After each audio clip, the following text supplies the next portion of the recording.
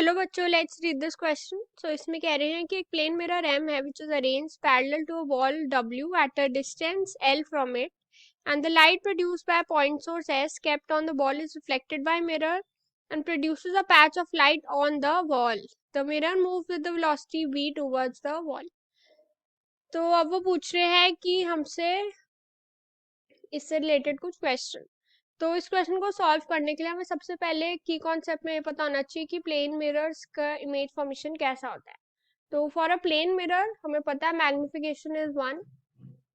Magnification 1 है तो मतलब हम कह सकते हैं कि size of image is equal to the size of object itself.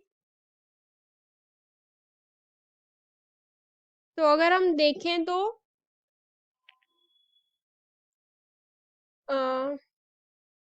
इस क्वेश्चन को और फर्दर सॉल्व करने के लिए हम एक रे डायग्राम बनाएंगे।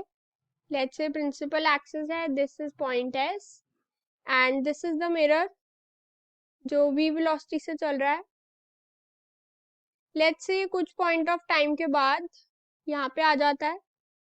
अब क्योंकि मिरर यहाँ पे आ गया है, वो भी v वेलोसिटी चल रहा होगा, तो सबसे पहले तो यहाँ से लाइट रिफ्लेक्ट होगी, ऐसे फॉर्म होगी। इस केस में भी यहाँ से रिफ्लेक्ट होगी, ऐसे ही फॉर्म होगी, क्योंकि incident angle and refractive angle reflection angle same होना चाहिए।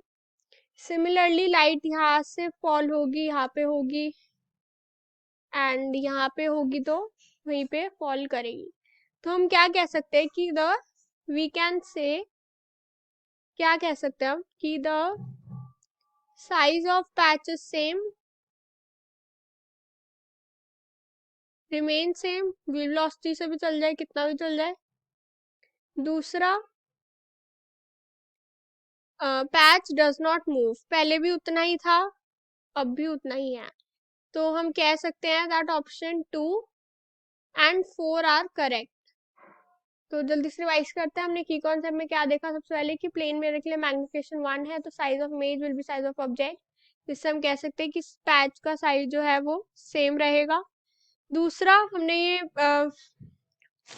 डायग्राम से क्या कंक्लूड किया कि साइज भी सेम है, ये भी कंक्लूड किया, ये तो हमें पता ही था, और पैच मूव नहीं करता, तो हम कह सकते हैं option 2 is also correct. So I hope you understood the answer. All the very best.